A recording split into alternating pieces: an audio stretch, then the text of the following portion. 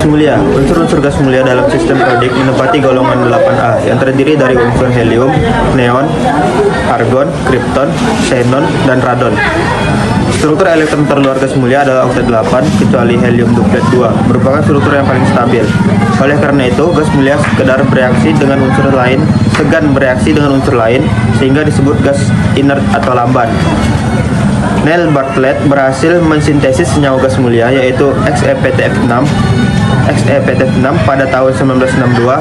Dalam waktu yang singkat, ahli kimia yang lain menunjukkan bahwa xenon dapat bereaksi langsung dengan fluor membentuk XeF2, XeF4, dan XeF6. Sejak saat itu, istilah inert tidak lagi sesuai, dan para ahli kimia menyebut dengan golongan gas mulia. Sifat-sifat fisis pada gas mulia ada 8. Yang pertama, nomor atom pada golongan 8A angkanya semakin meningkat. Yang kedua, konfigurasi elektron pada golongan 8A angkanya semakin meningkat. Yang ketiga, titik cair pada golongan 8A suhunya semakin menurun. Yang keempat, titik didih pada golongan 8A suhunya semakin menurun. Yang kelima, rapatan unsur pada golongan 8A semakin meningkat. Yang keenam, energi pengion pada golongan 8A semakin menurun. Yang ketujuh, jari-jari atom pada golongan 8A semakin membesar. Dan yang terakhir yaitu keelektronegatifan pada golongan 8A angkanya naik turun. A. Wujud gas mulia. Wujud unsur gas mulia terdapat sebagai gas tak berwarna yang monoatomik. B. Titik didih dan titik cair. Titik didih dan titik cair gas mulia meningkat dengan bertambahnya nomor atom. Yang C. Kelarutan. Kelarutan gas mulia dalam air bertambah besar dari helium hingga radon. 2. Sifat-sifat kimia. Gas mulia disebut juga gas inert. Terdapat 3 unsur yaitu kripton, xenon, dan radon.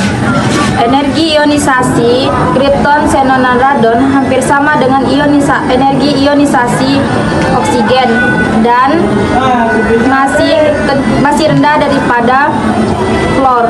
Oleh karena itu, dikemungkinkan ketiga unsur tersebut dapat membentuk senyawa yang sudah dibuktikan oleh Bartlett. Kripton bereaksi dengan fluor apabila keduanya diberi penyinaran atau pelepasan muatan listrik. Xenon bereaksi dengan fluor ketika berada di suhu 400 derajat Celcius dan tekanan 6 atmosfer. Lalu radon bereaksi dengan fluor ketika